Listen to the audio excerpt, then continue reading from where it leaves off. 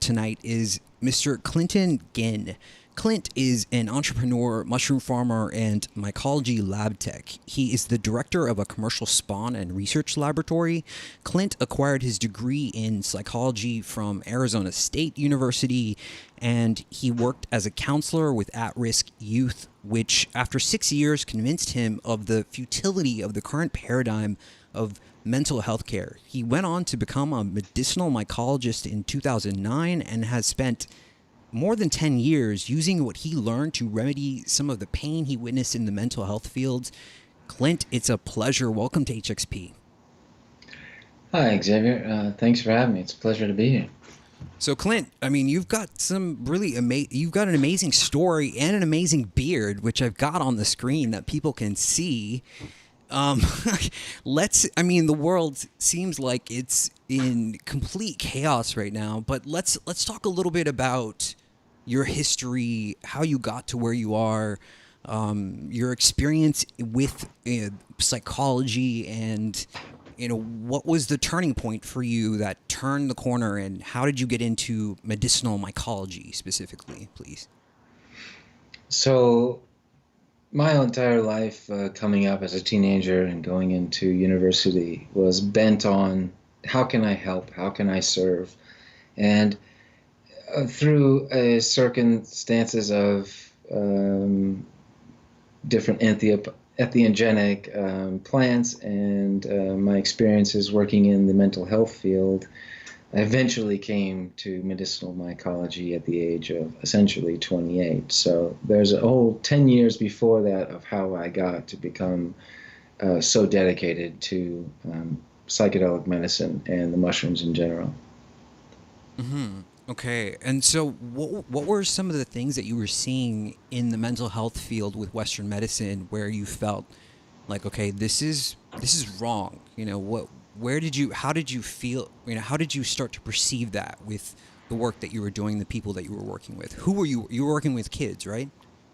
Yeah, so I ended up working with the younger set of kids generally, just naturally having a gentle way about me. So I was working with children, young boys, at the age of 6, and a lot of these people, young men, came from horrible traumatic homes and experiences, and I realized that a lot of what we were doing was warehousing and feeding, pharmaceuticals in a maintenance level thing, and there's a lot of compassion in that, but that does take a toll on you because you want to be making the world a better place. You want to be making a difference in people's lives, but you find that what the situation is in the current paradigm is really just a warehousing and an institutionalization of these young souls. Yeah, I mean, there's something about Western medicine that is so robotic, and it seems like what Western medicine seeks to do is treat symptoms. They're not looking at the root causes of what is causing mental illness or any of this dysfunction. It's about sort of treating the symptoms and band-aiding it as much as possible, and then just sending you on your way until next month. Right. So fundamentally, we're working on a cognitive behavioral therapy program where, it's a 5-star program. It's the old, as you can imagine, you get so many stars for doing X task, and you get, an A, and you get, so many goodie points. But what you're talking about when it comes to an actual human being is their emotional well-being and their experience of life. And I found that the pharmaceutical route and the cognitive behavioral therapy route, in the sense of how it's being implemented in these institutional grade halfway houses or what have you for these children, it's lacking. And it's really not something to say that it's not given that the people that work there don't have hearts of gold, and that the finest effort is being made. But me Sure. personally needed to look for something more. And the emotional trauma, and how do you heal that, and how do you go back into that? That's something that isn't inside the paradigm of Western medicine. That's where you look into entheobotany and entheogens and essentially the psilocybin mushroom to find how can we go into an experience that allows you to explore these things from a different perspective and potentially have some really breakthrough healing. And that's what's really been driving me over the last 10 years. All right, I love that. I love that segue. Let's get into that. Let's get into mushrooms. Okay, so psilocybin is, I've heard it being used in microdosing quite a bit, and there are some breakthrough studies. I mean, I know that it creates something called neurogenesis in the brain. So let's talk about that a little bit. I mean, why did you pick psilocybin and mushrooms specifically? Why not ayahuasca? Why not DMT? Why not something else?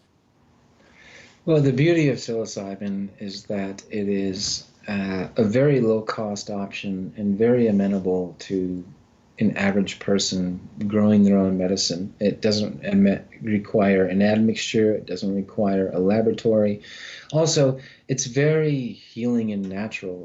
The compound psilocybin and the way that it breaks down in the body is very much close to the actual human biochemistry. So it's not something in the realm of a research chemical or a pharmaceutical. It's actually something that's just quite natural and easy. So it lends itself fairly easily to these type of applications. Now, the mental health aspect or the different things, these are a little bit more deeper context that we can go into. Okay, okay. So let's say that I come to you and I say, "Hey Clint, I feel like I'd like to explore this as an avenue that I want to go down as far as using psychedelics, using psychedelic mushrooms to help me cope with a trauma that I've had in my life." Where would we go from that point? Well, right now, these substances are all Schedule 1 and prohibited through the war on drugs. But I do work as a chief operating officer for a nonprofit called Pledge, which does provide sponsorship for people to attend legal and safe and supportive retreats where they can do psilocybin assisted therapy. So that's a good place to start, is pledge.org. And what I would recommend is that if you are very much committed to doing the healing, because you can't save a drowning person, regardless of the addiction or the trauma or what have you, Mm-hmm. a person has to personally hit their own rock bottom, admit that they want to do the work to do that. Like, that's the thing that is the issue with all treatments and with all mental health applications, be they pharmaceutical, talk therapy, psilocybin, what have you, is that the willingness of the participant to get better and to do their own journey of healing is absolutely paramount. So if you did come to me and you were consistent and really wanting to see this through, because it is not the easiest way to go about it, I think that the limitation filter on psilocybin assisted therapy is people's willingness to actually doing the work. Beyond that, if you are willing to come in and do the work, the trauma was so bad, the pain was so affronting, the depression, the anxiety was hitting you at such a hard point, then I would absolutely recommend you to several of the retreats that we work with worldwide, where we can help you get into the place where you need to be to have a supportive setting with the right organic mushroom type material, for you to have the experience and potentially have some breakthrough insights.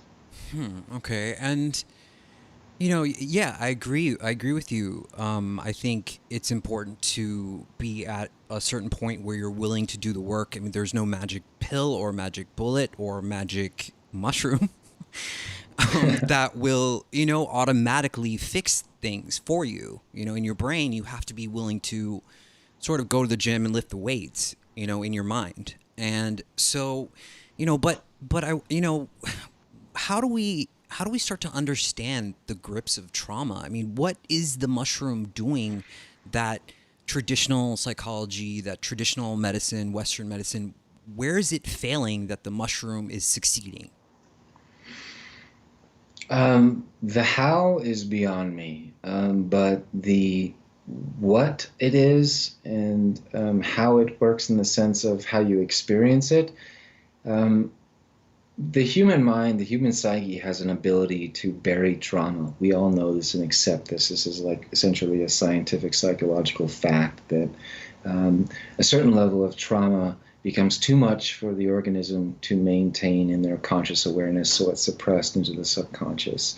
Now, what happens in a psilocybin-assisted therapy session where the psilocybin activates the 5-HT2A, 5-HT2A receptors and starts to really activate that prefrontal cortex, essentially taking psilocybin is a lot like turning up the volume on your mental device from about 75 to about 95, 98. I'm not going to say it's 100 because that would be essentially approaching infinity, but it takes you to a point of maximum awareness. And a lot of times, if the set and setting and the context and the intention is to approach that awareness into your own personal evolution of who you are and why you are sitting where you are emotionally or addictively or life circumstance, the ability of the mind to experience and remember and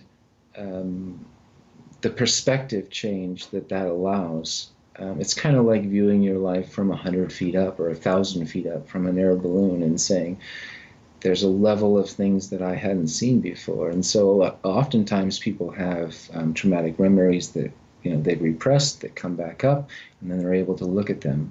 At the same time, that same perspective allows you to look at the perpetrator or the situation or whatever you're in and realize that that was also those people working on that same level. So it has this wonderful ability of giving you the perspective to say, there's not so much blame and anger there either. There's just a situation that happened, and then there's the healing that needs to happen in response. And that's the next stage of it when you come out of the therapy, when you're done with the afterglow, because psilocybin and the psychedelics are one of the most potent anti-inflammatories known to science. So a lot of the afterglow, a lot of the positive effects that are experienced in the realms of depression and mood-altering things are the anti-inflammatory compounds. So if you imagine your inflammation response being brought down to close to zero, the feelings are amazing, particularly for older individuals like myself. I mean, I'm not too old, I'm 40, but I do deal with chronic inflammatory conditions. And so the feeling of being 14, 15 physically in that afterglow, well, that feels wonderful, but that does fade. And so what then is left is the psychological care, is the mental health aspect, is what we call integration, psychedelic integration. Okay, that's fascinating. So there's a process of making the experience somewhat neutral in the mind, but also there is an aspect of kind of opening a closet door where we've buried our trauma and then turning on the light and maybe taking out one piece of trauma at a time so that you can look at it from 360 degrees, 100 feet up, and you're examining it in a way that is a way that you can process more clearly, better, in a higher perspective, maybe, so that you're not taking on this victim role, this happened to me and, poor me kind of thing. Sure. Therapies like the MAPS protocol and the MDMA do a really good, strong response on the amygdala to remove fear response for particularly things like PTSD. But I feel, and it's been my experience, that also psilocybin and these other hallucinogens, ayahuasca, LSD, you name it, these classic ones, can also be effective in similar roles as far as getting different perspective, getting a higher perspective. So yeah. Okay, so there's 5 that I know about on the planet that are capable of neurogenesis and amongst other things that happen within the synapses in the brain. There's ayahuasca, LSD, iboga, psilocybin. I'm not sure if I'm missing DMT, ayahuasca. Pretty much the same thing. I'm not sure if I'm missing one in there somewhere. But there's only a few of these compounds that exist on the planet. I'm not sure. You've probably heard of this before, but in the 1990s, there was this campaigns, just say no to drugs. As you know, the war on drugs, abject failure. And there was these scientists, these neuroscientists started pitching this idea of the brain being this static thing that once you eliminated, these brain cells, gray matter, whatever, once you killed these neurotransmitters, they would never grow back. It was very scary phenomena. There was, I don't know if you remember the commercials, like they had this chick with cooking eggs and she's like slamming the oven. I don't know if you remember that. No, yeah, absolutely. But I had police officers in my classroom, with the DARE program and all of that, scaring right, us, wearing their full gear with, weapons, and it's very intimidating, and it's very inappropriate to have an armed officer in your classroom. I don't care what the context is, but yes, absolutely. The complete opposite is actually true in that psilocybin mushrooms plus these other compounds, ayahuasca, not to denigrate or take away from any of them, but particularly psilocybin, because it is so natural and goes through the system in such a clear way. It's very similar to DMT, and ayahuasca is also a dimethyltryptamine, carrying thing. So it does stimulate neurogenesis. And then there is the Stamets stack, which is a catchphrase that is catched on because Hericium and these lion's mane type mushrooms also have these nerve growth factors. So you can do certain mushroom stacks and adaptogens to actually stimulate neurogenesis, which is growing of your brain and the different nerve cells. And this is treating things even into things like MS and people that are having nerve growth problems throughout their entire body.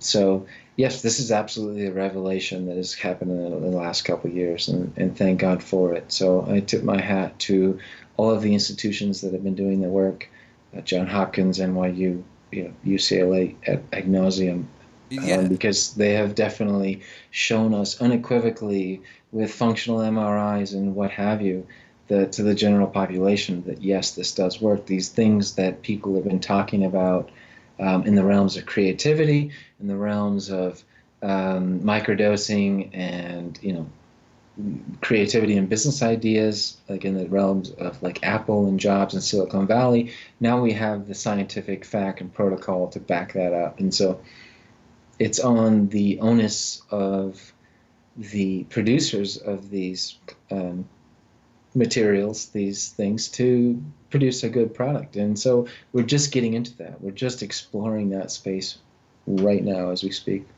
Yeah, I mean, this has become sort of an echo chamber on this show, is because I believe so much in psychedelic medicine that I bring on guest after guest that preaches this at this point. And we've had Rick Doblin on the show, Rick Strassman. We've had all these people on the show, and Rick has, as I mean, he's got a really fascinating story where he was down at New College in Florida, and he said, regardless of what the law says, or regardless of what happens to us, we are going to do this work. We're going to make sure that this work happens and that humanity has access to this.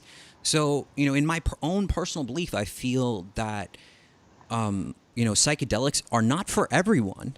I mean, I don't think everyone should just be doing it and going out and looking for this as a cure-all, as I said. And I think we should clarify this. I think that I think the correct setting, having a licensed therapist with you, is so crucial to this process.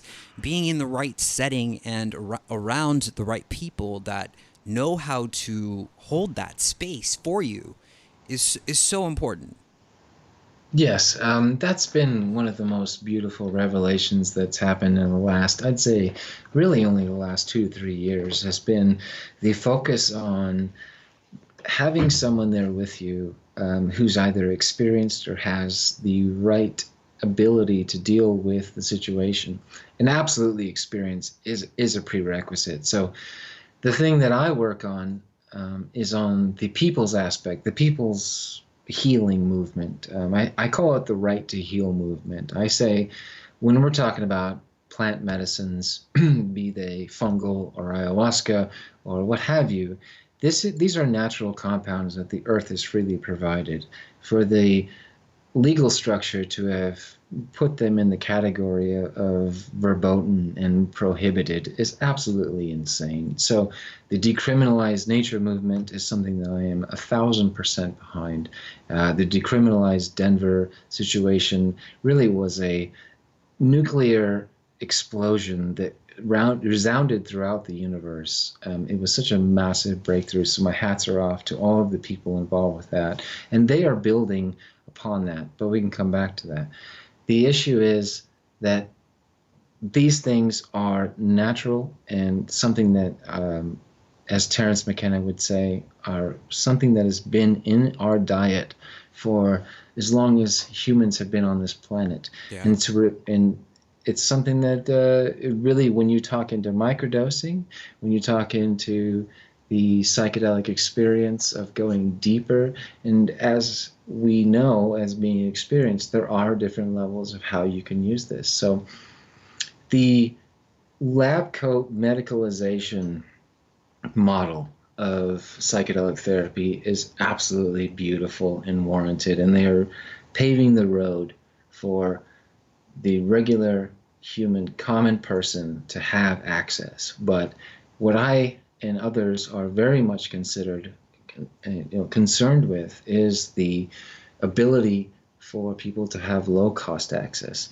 to, I'm not going to name prices or get into it, but essentially what we're talking about is a generational healing that is a potential, and that has ripple effects that can go beyond what we could even imagine. So if you look at the generational trauma, Garamate, who I believe you've had on your show, numerous times, yeah, has been wonderfully expounding the relationships of emotional trauma and how that compounds generationally and transforms into addictions and maladaptive behaviors. And so what we have to do, I strongly believe, is allow people to get into the emotional trauma healing space. And the only way to do that I've experienced, and I've been doing this for 20 years, I've been looking, I've been searching, I've been doing what I can, is through the entheogens. And it's right there. It's right there, and it's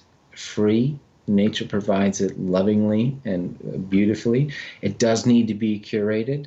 As much as I am for people having open access and then living their lives and going to festivals and enjoying themselves, that's absolutely a part of the beautiful existence that we live. Mm-hmm. There is a therapeutic aspect where it does need to be tightly controlled, and so as much as we need licensed social workers and PhDs to be working with the hardest of the hard cases, we also need open access to where people can go, where people have that right vision. I mean, there is not a degree program. I know that they do exist and they are being built right now, but this is a paradigm that is a people's healing movement. And so if you have a quote unquote grandmotherly way about you and you are able to deal and process and sit with someone, then you are qualified to be doing psilocybin assisted therapy to a certain degree, with a certain amount of training, with a certain amount of experience. Yeah, I mean, there was a guest that we had on the show, and one of his quotes is, as long as nature is illegal, humans will never be free. I could not agree more than that. Clint, I want to switch gears a little bit. I mean, in the title for this show, I put Kundalini Awakening, and I want to talk about this because in my own personal experience, this is something that I would say suffered from. I think you would have a different perspective, but I did have a spontaneous Kundalini Awakening in my 20s. I'm in my 30s now, and so I mean, it changed the trajectory of my life forever. I mean, I can feel it now, sort of resonating in my back. And I mean, it opened these channels that I never even knew really existed. I was just, sort of meditating quite a bit. And so this is something that you list, like, sort of in your bio. It's a feature. It's listed there. So I wanna cover it. I want to cover Kundalini. You have a different perspective, right? So I mean, why don't you tell us? Why don't you share about your perspective on Kundalini? Yeah, thank you. I mean, It's something that happened to me when I was 23 years old. I am 39 now. So this was something that I have lived with and moved through and beyond. But I wouldn't say that it was a negative experience at all. So I was absolutely looking for a Kundalini awakening. I had only been studying yoga and meditation for about 4 to 6 months when it happened. So there are certain hacks and things that you can do to create this process. And I'm more than happy to talk about that personally, maybe not something that I want to broadcast No. online. But the experience itself, as far as raising your Kundalini energy through your crown chakra and dispelling all disbelief that you possibly had about the potential of this human experience, is something that I would never give back, regardless of whatever else happened. So, to be fair, I felt like a flower blooming in the desert because, as a matter of fact, this occurred in a strip mall in Mesa, Arizona, which is the East Valley of Phoenix, which is essentially a strip mall after strip mall, and it's dusty and it's hot, and it's not exactly like the most aesthetic little beatific mountainside that you would imagine this happening. So when I looked around and I looked at my community, there was no community. And to be fair, that was my own experience, and there are people in Phoenix, and there are people that hold that space and that have that experience. But when I was there and when that happened, I felt very much alone, and so it was very scary.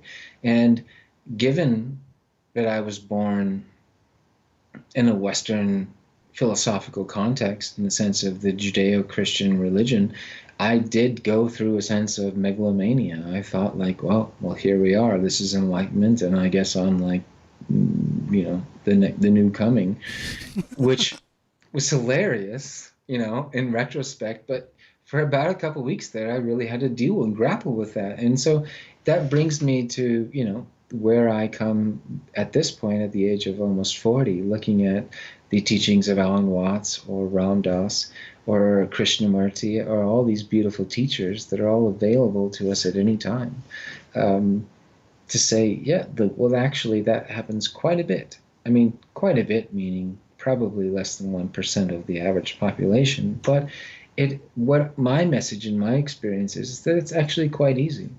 And it's quite a beautiful experience that anyone should have. So, I mean, feel free to give me some feedback on that, to have your experience, because there are a lot of details and intricacies that I'll leave out for the sake Sure. of the podcast. Sure. But I mean, I do my best to not make the show about me, but I mean, I'll share this story, which I would never think to share, in a live broadcast. But for me, there we go.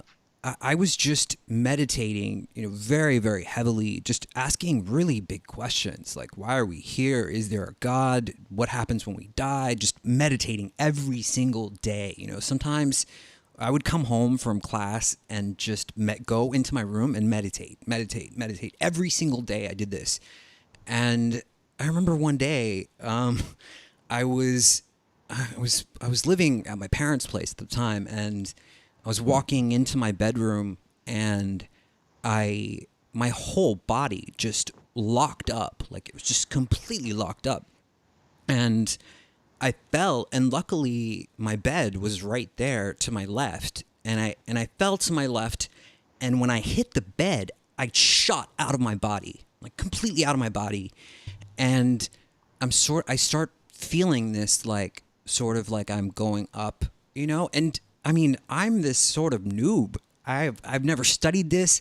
I had never heard the term Kundalini before. I didn't even know what that was. So to me, I'm like losing my mind, while this is happening. And as I'm sort of ascending, I mean, that's what was happening. I was feeling this rising sensation. I'm seeing these little bubbles all around me, and I recognize them as my other incarnations. And they're telling me, congratulations, welcome. And above me, I see this, larger sort of bubble, this higher self bubble, I guess. And And I eventually sort of rise all the way up until I merge into the bubble. And it starts showing me these different visions. I'm seeing like this geometry in my mind. And it was bananas in my experience. And one of the things that it showed me was, we won't go there, but for me, it was pretty traumatizing just because I didn't know how to process any of that. And, there was no literature online at the time. There was nothing, I didn't have any frame of reference of, okay, like this is what happened to you. So this is what you should look for. I just thought I was going insane. So, it took me a long time just to get to a point where I understood what was going on. And, so I think, I meet a lot of people in my line of work and just running this show. And I think maybe I've met, 11 or 12 people, not even that say that they, their Kundalini is awake and they have had either a spontaneous or purposeful awakening. Yeah. Wow, that's beautiful. And yes, it is quite rare. And that is the question that I've always asked myself, is that if it's so spontaneous, and for me, I wouldn't say, I mean, easy is such a catch-all phrase. I had started meditating at the age of 13 under the direction of my stepfather, and he had a guru. And I was listening to the Grateful Dead at the age of 8, so that had a huge influence. I joke, but I had prepared myself and always looked in that realm of way things would go. And I'd read Autobiography of a Yogi, and that influenced me as a young man, and all of these things. But what I realized was that the paradigm is supreme effort with ultimate release, and you can do the yoga.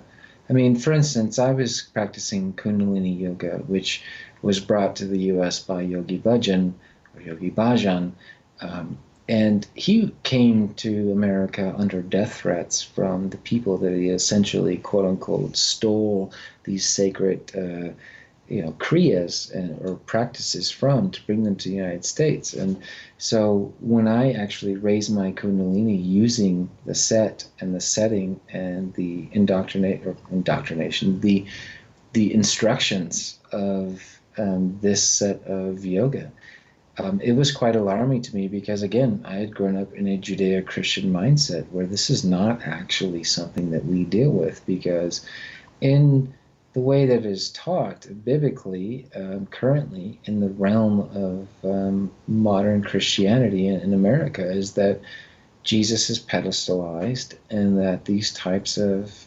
experiences are not really for the common human. So that's why the experience immediately catapulted me into a sense of megalomania, rather than into a sense of, in the Eastern tradition, of saying, yes, congratulations, welcome to the team, right, is something along the lines of what Alan Watts would say. So my experience, in the sense, was very much along the lines of Alex Gray. When I pulled my Kundalini, purposefully, meditatively through my crown chakra, I got to follow it. It came up through each one of my chakras. It sat in my heart for a long time, and had to work with all kinds of problems in there, which continues to this day. And we can talk about that, because I feel that psilocybin is absolutely something that is a heart opener, that is something that is absolutely required for us to move forward. But I did bring it up my crown chakra, and through all of the central channels, through my third eye, and then it raised up through the front of my head, and up through the top of my head, and into basically a beatific geometric vision of a bunch of orange and yellowed colored eyeballs. And this is a closed-eyed vision, to which I completely, at that moment, stopped the process. So I do not continue and go off into samadhi or into some satori realms. I rather just opened the gate and looked inside, and as a skitterish young man with no concept, basically shut the door. But that has lived with me, and I have continued to develop that relationship for the last 15 plus years. Huh. Wow. Amazing. I mean, amazing story. I would just say, for anyone listening to this, I do not recommend purposely awakening your Kundalini until you turn 50 or 60 years old. Just wait. You have time to become enlightened. There's no rush. You don't need to run and chase that. And awakening your Kundalini will not bring you closer to that. So, you know, Right. So that's like, let me just okay. love that topic, like spiritual bypass, spiritual materialism, right? So as a 23-year-old, and I'm sure you were a young man as well, like it doesn't necessarily serve you if you don't have the integration. It's a lot like psilocybin assisted therapy. You can have these peak experiences, but what you really need to do is be a good person and make sure your garbage gets taken out on time and your bills are paid and that you show up to work and that you're friendly. And because that's the day to day life, and that is the spiritual life. Like ultimately, they are all in one and the same. But it absolutely is, I'll contradict you. I would say it is absolutely critical in to that you do have those experiences, that you do realize that there is a higher perspective, because otherwise you're going with the mainstream ideation of what life is without any actual perception of the other realms. And so does it matter that you've had that? Like, no, you shouldn't be walking around with your chip on your shoulder. You shouldn't be at the age. If I was to go found an ashram at the age of 24 following that, I would have been a complete mess. I'd have been ridiculous. I would have, fallen into the traps that so many spiritual teachers have done, where they have harems and Rolls Royces and all kinds of different profiles and weird things. I mean, that's absolutely not what you should be doing. But creating perspective, looking at the different variations of what your consciousness can be and where you can hold it and where you can be looking at life is Mm-hmm. absolutely necessary and critically necessary to what is ailing us in the modern context. Hmm. I mean, let's connect it together. Let's connect the dots together a bit. How do you find that the psilocybin affects your spiritual process and the Kundalini itself? So the Kundalini is the spiritual energy of the body. It's the spiritual energy of the soul, and these are all words that don't really mean much, but it's a realistic energy. It does have a vibration. It feels like an electric current. Um, the the mushrooms and things do a certain defilterization of the mind, the default mode network. They open you up to the possibility of perceiving these energies that are constantly already flowing through your body. So, in conjunction, yes, this, to my mind, in some kind of kung fu, ancient history path, mountaintop experience fantasy is where you are sweeping the ashram and you are learning the yoga and you're learning the kriyas and you're learning the ancient ways and the tai chi and the different ways of moving energies and the modalities. The final task is to take an entheogen, be it a mushroom or something along those lines, because it becomes this complete activator. It becomes this enzyme to your ego that allows you to see the energies that you've been cultivating this whole life. And so the discipline becomes part of how you have to work with this. And this is where we come into the problems of the 60s, is that in their mindset, these compounds were not illegal. I mean, absolutely, they were fully legal. This was, we had made it. We have been practicing yoga. We've realized these things. Now we've got these compounds. We are going to be a spacefaring race. We are going to end all war and poverty. All we have to do is glom onto these things, but there was no discipline. And so what you're seeing now, literally 50, 60 years later, is the maturation where it says, perhaps we have forgotten how to deal with these things, but there is a discipline that is required, absolutely required, because a human mind unleashed can be a beatific or hellacious thing to deal with.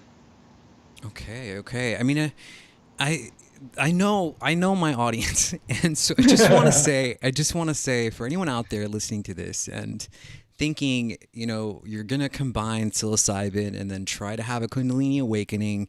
There's an old saying, you know, that I want to repeat to you. There's an old Buddhist saying, and it goes something like, uh, "Before enlightenment, chop wood, carry water. After enlightenment, chop wood, carry water." I mean, it holds so true. But you know, Gateless I gate. sorry. So the gateless gate. Yeah, absolutely.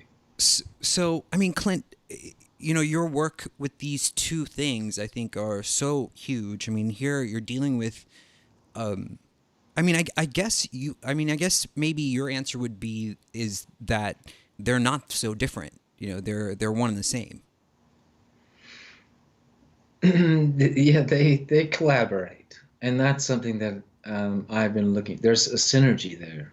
There's a synergy to spiritual evolution, and there's a synergy with entheogenic plants, and there's a synergy with the human experience and the plant experience, the fungal experience that can be created. I mean, everyone from for the last few years, and I hesitate to get into this, but they have spoken that psilocybin has a voice and there is a communication that occurs in that space. And so we are talking about synergies and we are talking about discipline and guidance and how do you use these things in a social context that is beneficial, right? Because one thing that the 60s taught us is that you can throw a compound like LSD into the mix and it will almost completely obliterate the standards of what was, conservatively progressing. Mm. Now, what we're looking at here in essentially the third wave of psychedelic revolution is, a maturation of how does it bind into, how does it collaborate, how does it coalesce into, and not to be careful to bring it into a macro capitalist model of feel good and don't worry about the future, right? We don't want that Huxleyan future, but what we do want is the people's version of healing, recognizing the trauma and using these compounds and the disciplines of alternative medicine into something that's, really integrated into a holistic lifestyle. Hmm. Yeah. Okay. I mean, it's definitely an interesting perspective, and you know, I think some purists would say, you know, you either have Kundalini or you have, you know, psychedelics, but you don't mix the two. You know, and so it's interesting to hear, you know, a combination of those two things, and especially since this is your profession and this is what you do, especially in regards to healing trauma and working with people who are seeking to heal trauma. So, Clint, we've got about 17 minutes, give or take.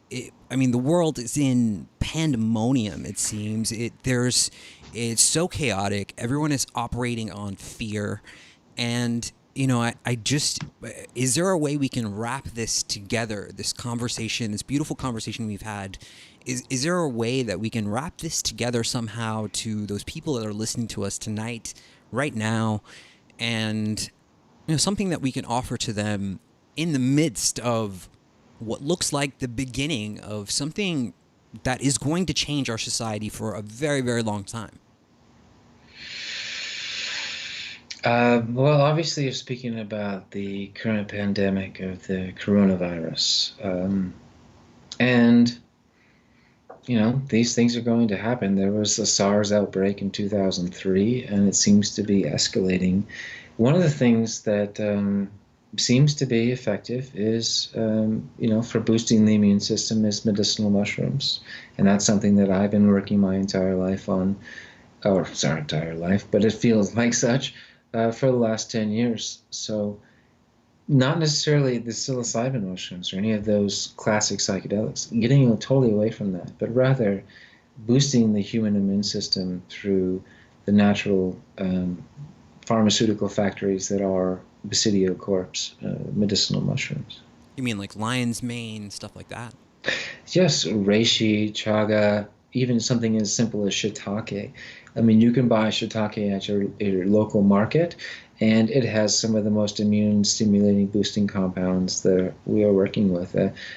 I was working with a company recently, and we were having amazing results just dealing with shiitake as far as battling cancer, as far as immune response, and all of these things. And if you go to Japan or China, these places, particularly Japan, they will treat you with any kind of immunological or cancer disease, particularly first and foremost with these compounds that are pharmaceutically extracted from medicinal mushrooms. So we in the West, in America, and in Europe have a lot to learn from that medicinal mushroom aspect. So traditional Chinese medicine has brought us to that. There's a lot of aspects of traditional Chinese medicine that we probably should let go of, and as far as poaching and these different aspects, but clearly the realm of mycology, which is its own kingdom. I mean, to call me a mycologist is like to call me a botanist, is to say who's someone who studies plants. We have a complete kingdom of things that needs to be explored, and there's absolutely a wealth of young mycologists that are burgeoning in North America with entrepreneurial businesses, with creating realistic medicines and extractions that you should look into. I mean, in your local area, I can almost guarantee you there's someone struggling to bring you the best medicine that the mushroom kingdom can provide. So I did just encourage your listeners to look into, what's locally sourced, what's grown organically.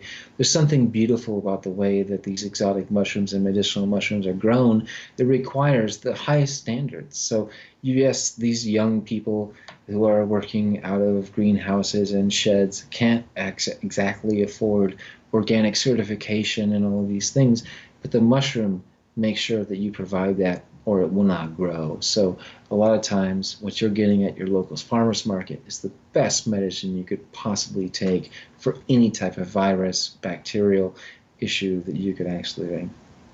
Very nice, very nice. So, is there a specific stack or different species that you would recommend to the listeners, like that they can order? No, actually, I'm not going to go there. You know, I'd advise everyone to do their own due diligence. There is a particular compounds and things in the fungal medicine. I would say the freshest, the best. So go to your local farmer's market. If you're worried about coronavirus, go to your local farmer's market, buy some lion's mane, some shiitake, some reishi, or some local tinctures, and find it online. Most of the people that are genuinely interested in mycology, because it is a tiny, tiny field, are people that are completely invested in heart and mind into producing really good medicines. If you go into the larger, higher name stacks and things, a lot of this is brought in from China, and a lot of this is done on an industrial scale. And not to say that it's not valid. I mean, if your only option is to go into Whole Foods or Sprouts or what have you, your local stores, and get what's on the shelf, that's going to serve you. I absolutely believe it will serve you, but know that it is only to be taken under certain conditions, in the sense of you wanting to actually excite your immune system, and potentially not something you want to be taking every day. I love that. I love that answer.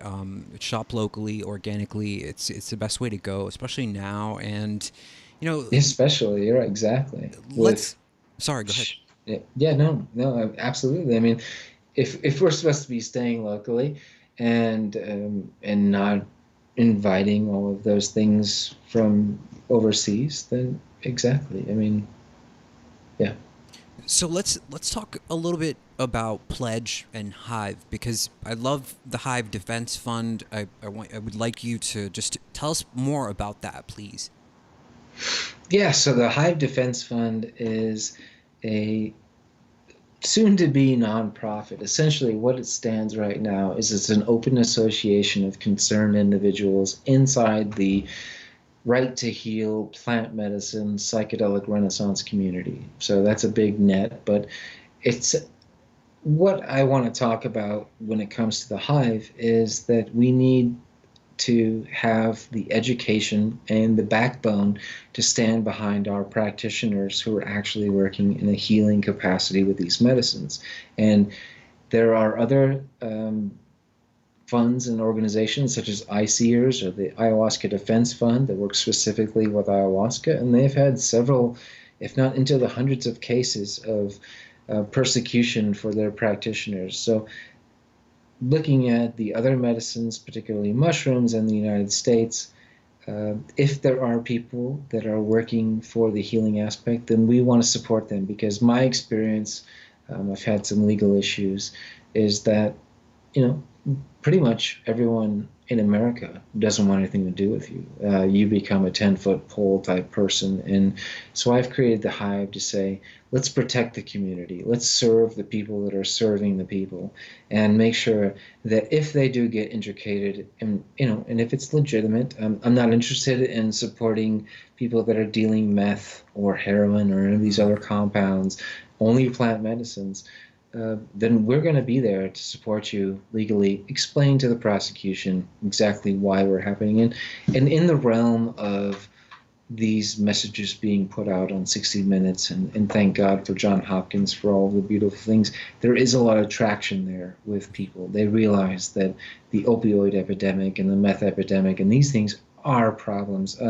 I work with sheriff and law enforcement on this task, and lawyers, and they are very much pleased to have us on board, in the sense of just a sober, straight education of what is going on here in the streets. They all know that psilocybin mushrooms or LSD are not the cause of these social issues. These are actually things, under the right proper setting and context, are actually working against them to make their lives better. So that's essentially the mission of what the HDF stands for, the Hive Defense Fund. I love it. I love it. I really, truly hope you all the success in the world for what you're doing. I think it's so, so needed. And I think it feels like it's in the early stages, but I feel like as things evolve and people are waking up to the truth of what's going on around them. They're waking up to the idea that Western medicine has failed them completely. And, shows like this, and hopefully you get more exposure with the work that you're doing, and we can bring more awareness into this field. And it's no longer, places like Oakland in California have legalized, anything that's plant related, including psilocybin. So why not everywhere? Why is the system so archaic, and why are we punishing people that are growing plants? It makes no sense whatsoever. Right. So the decriminalized nature movement is pushing forward based on decriminalized Denver, and decriminalized nature has brought in all the plants, and they are essentially saying that same thing, is that realistically the impetus of all of this is the right to heal. And so it's just a paradigm shift. As I say, there's a liminal period, and that's what the HDF serves, is that there is going to be a time where the public consciousness moves into the new paradigm, yet the institutions are still working in that. And we are living, hopefully, my prayer sincerely is that we are living on the shoulder of the drug war, and that we can get into more of a treatment style paradigm. And I don't support any type of narcotic situations or any of those things. I think it's deplorable and horrible, but I recognize as a mental health practitioner that the drug lords are not the problem. It is the traumatized children that are the problem, and we need to help them first and foremost to heal what is going on and what that need to remove reality from. So the psychedelic compounds, truthfully, in my experience, wholeheartedly are anti-drug position.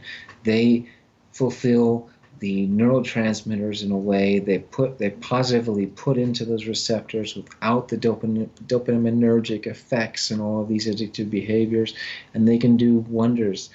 Microdosing, macrodosing, the cognitive behavioral therapy, the talk therapy that exists after the fact is absolutely nothing short of revolutionary to what we can be doing. So that's actually a huge threat to the current paradigm of pharmaceutical and provide and things. So it's going to be a long journey. And so that's why when I talk to people in the movement, when I talk to yourself, and I very much appreciate you taking the time to speak with me, is that we need to have, even though there's been this gigantic leap out of the gate, we need to build on that, and we need to continue to have a collaborative 20 to 30-year effect, because this is something that is absolutely transformational for the entire humanity. I mean, there's nothing that I could say that I could put my 100% heart behind besides that, is that this is what it is. This was when they dropped the nuclear bomb on Hiroshima, and then we're doing all these tests. That's when they discovered the mushroom in the 50s. It was at the height of the Cold War. It was all of these things. So there is this certain mentality that these entheogens have come through to suppress the dominator culture, to let us experience ourselves, to let us heal from some of the generational trauma from World War I, World War II. I myself am a descendant of World War II veterans, and I have gone into psilocybin-assisted therapy sessions where I've expressly experienced that actual connection and the reasons of why I'm addicted to alcohol or nicotine or these certain variations of my personal problems. So I don't claim sainthood. I don't claim spiritual materialism. Activating my Kundalini was part of the process for me to become a person who found freedom and then turn that freedom into service. And so service without freedom is slavery, right? So get to a point of freedom. And I would tell you, it's like a peak. It's like when you jump out of a rock, I don't know, you jump up into this complete stall, right? You're just going straight up in a rocket. You feel ultimate freedom. The next thought that hits you is service. As you bring yourself back into what it is that you are here to do.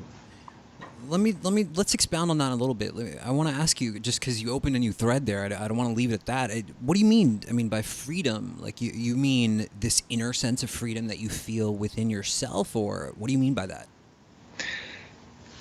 Yeah, I mean, I think a lot of us work inside of freedom concepts, and there's emotional freedom, there's financial freedom, there's all these things. The sense of freedom is different for everyone, but for me, the personal experience of evolution, of going through spiritual evolution, has been a focus on freedom. I mean, that's always been my drive, was why is this pain so vibrant for me, or or do I feel oppressed in this way? And if I could just be free from that, then I would be able to decide a different path. And my own experience is that when I did achieve that freedom, the first thing I wanted to do was turn around and provide service. So maybe I'm repeating myself, but I think it's individual. Okay, all right.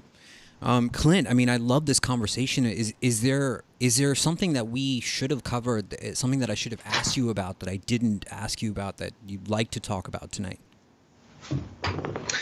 No, I mean, this has been wonderful, and I hope that I haven't been too rambly with you. No, not at all.